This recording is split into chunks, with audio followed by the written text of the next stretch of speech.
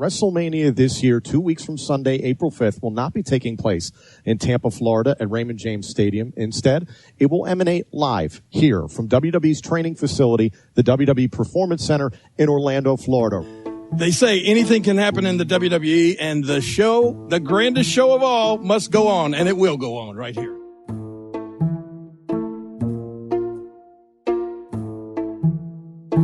On Monday, WWE issued a statement with the unprecedented move that WrestleMania would be moving locations from Raymond James Stadium in Tampa to the WWE Performance Center in Orlando.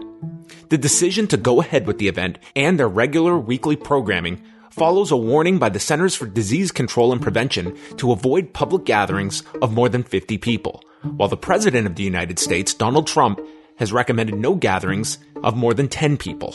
So, how safe are these shows for the performers and those present at the Performance Center? We asked Dr. Alex Patel his assessment of what level of risk is being assumed, and he tells Post Wrestling that, quote, "It's less risky for sure, and they are screening, I believe, for symptoms and fever," which he notes is only present 48% of the time initially. He goes on to say, "We have some emerging data that we may be underestimating the risk of asymptomatic spread. We know it's not the bulk of spread, but it's not zero, and possibly higher than we thought. I would think it's low to medium risk right now, not factoring in the travel, which would raise it to a medium risk, I would think." End quote. Dr. Patel also spoke with 2 infectious disease doctors in Canada. The first was quoted as saying, "Social distancing means exactly that. Stay apart.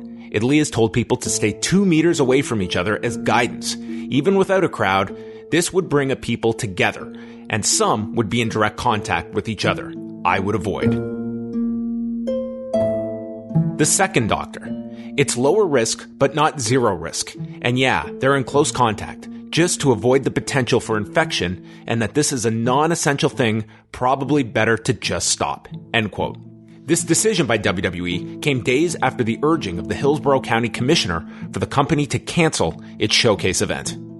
I'm hoping that Vince McMahon and WrestleMania and WWE make that call themselves. But a week from now, if they have not done that and we continue the situation we're in, we would probably have to pull the plug on that. The ripple effect was instantaneous, as related events in Tampa fell apart, leaving independent wrestlers and promoters without their biggest week on the calendar. But the biggest fallout involves Highspots, the promoters behind the annual WrestleCon convention. Promoter Michael Bocchicchio provided a sobering update several days prior about the state of the company if the bottom were to fall out. You know, there's certainly smaller players than us, but literally if I had to pay the hotel fee that I would have to pay if this thing goes to zero, which looks like where we're headed, right? I mean, right. I don't see anybody that's having large gatherings at this point. Right. That would bankrupt WrestleCon as well as probably bankrupt Highspots. Highspots alerted their fan base to the update they received from the WrestleCon host hotel, the Marriott Tampa West Shore, with the hotel disagreeing with Highspots' assertion when seeking to recoup their sunk fees. In a statement delivered to Highspots, the chain was quoted as saying, "It is neither illegal nor impossible for WrestleCon 2020 to occur as previously agreed," and went on to add that since our hotel is prepared to perform as agreed, your client's cancellation will cause damages to the hotel, and requested 80% of the total revenue be paid to the hotel chain. That adds up to a bill of over $114,000 for Highspots.